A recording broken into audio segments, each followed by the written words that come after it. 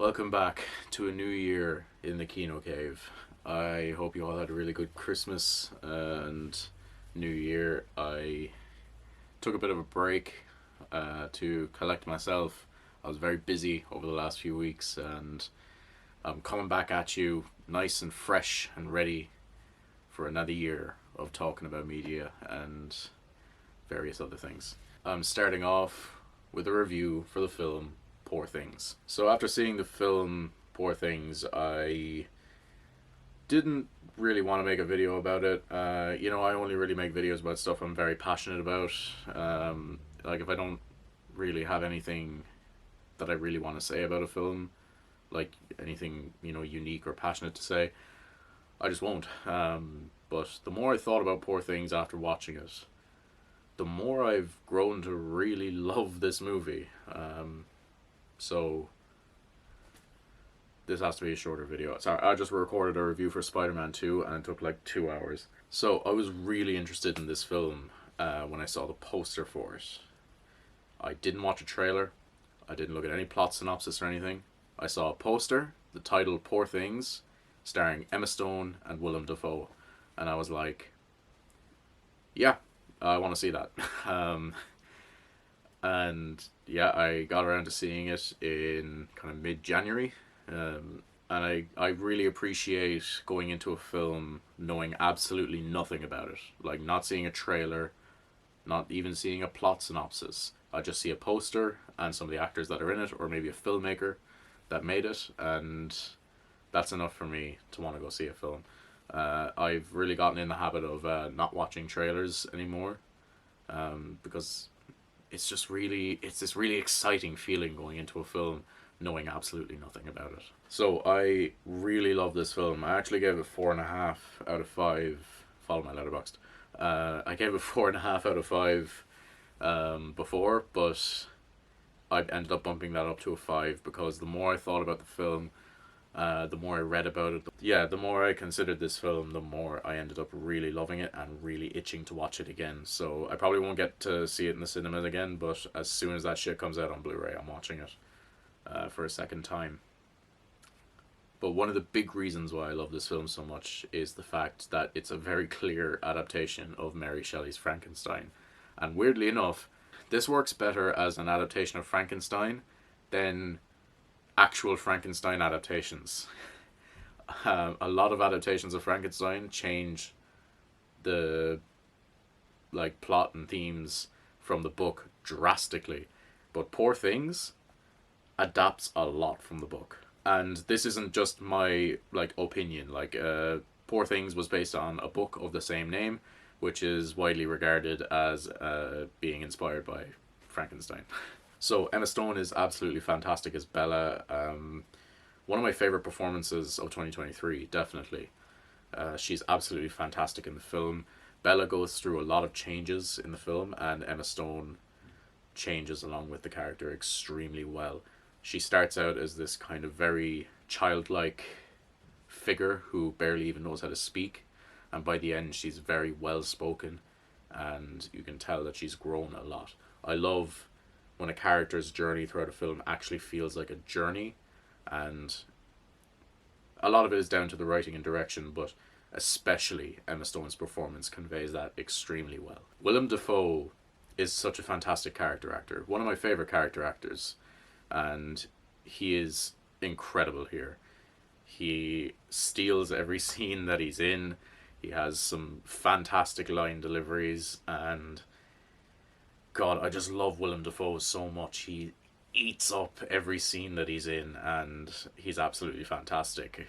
And the makeup on Willem Dafoe's face is brilliant also. Mark Ruffalo gives a very funny performance. He is kind of this joke character. He's got a fairly good story to him, but he's very much a larger than life figure in this film, and I really enjoyed that. I love seeing him in a role where he's really giving it his all, because sadly, Mark Ruffalo's most famous role to date probably doesn't give him the chance to do a lot, at least not since 2015. So in Poor Things, it's really nice to see him just fucking go for it. And I've seen interviews with Mark Ruffalo, and he feels very similarly to it, to the way I do. He has said in interviews that he absolutely loves being able to go big in this film, which he hasn't had the opportunity to do a lot recently. So that's great. The set design of this film is brilliant. So many vibrant colors and just so much beauty in it. A lot of it is very obviously sets and stuff like that, but it's not trying to not be sets, and it's all on sound stages and stuff. But I love how this film, it feels like a performance. It feels like theater, and I just really appreciate that. Really wonderful set design. Really makes this feel like its own little universe. It's its own world. The camera work is brilliant. The wide lenses just containing so much of the world in these one shots. It really makes it just feel like an expansive but also self-contained world. And obviously the use of the fisheye lens is just so unique and interesting, and it really makes you feel like you're spectating in this film rather than just like consuming it or observing it. I like films where you feel immersed in the world, but I also like films where you do feel like a spectator of these scenes.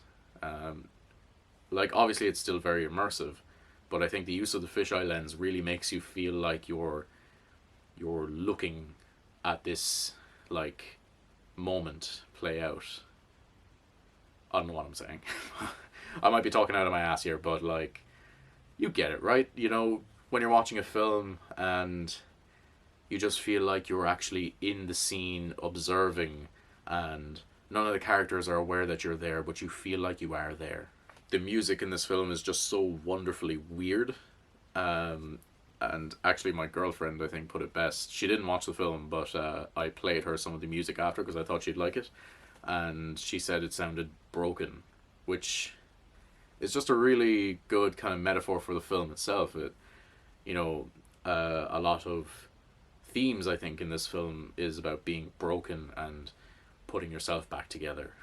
And that's just really excellent. I love the music in this. For the last few days, I've actually like listened to it while on like the bus and stuff, just like absorbing the music in this film. And it just, I don't know, when I get in weird moods, I like to listen to weird music. Okay, I'm gonna get into plot details for like the ending of the film now. So spoiler alert if you've not seen it. Do go see it though. It's really, really excellent. There's a reason why it's been nominated for like 11 Oscars.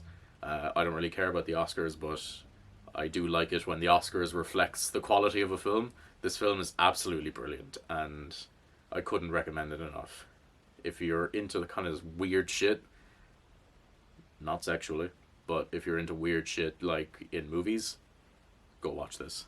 As I briefly stated before, I love Bella's journey going from this naive young kind of child of a girl transitioning into a woman who wants to explore and see the world beyond the four walls of her house, and then seeing it and becoming a cynic and realizing that the world is, while it's wonderful and expansive, it's also full of pain and misery, and realizing that and accepting that and realizing that you need to look out for yourself and the people around you just as much as you may be concerned about anybody else. At the end of the film, it really feels like Bella has taken control over her own world. She spends a lot of the film, especially in the first half, kind of being led on by the men in her life, and even kind of being led by one of the women that she comes across as well. And as she grows more and more cynical, which can be a good thing and a bad thing, I think there's a level of cynicism that you need, but not to be too cynical either. But I think by the end, Bella has fully taken control over her own life. She's very happily married. She's very happy with the way her life is going. Again, I just love the idea that She starts off a naive, childlike figure with no control, and she starts to take control, but is still very easily led by a lot of people.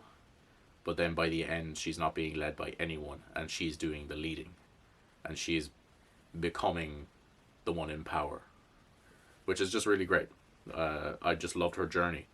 She has such an interesting journey and engaging, and I just really love her as a character. Like, she's full of personality and very, very engaging. And again, a lot of that is due to Emma Stone. I cannot praise her enough for this film. So that is my review of Poor Things. I would absolutely recommend it if you've not seen it. Happy New Year to all of you. I'm guessing this is going to be the first video I post this year. I've got like 3 videos with the raw footage, but I'm probably going to make this one the first of the year. So yeah, if you've seen Poor Things, let me know what you think. I ended up really loving it. Yeah, I hope you're having a great day. I'm gonna come up with a proper outro to these videos soon. Otherwise, I hope you're having a great day, and I'll see you soon. Okay, I think that's enough thinly veiled jabs at Marvel now.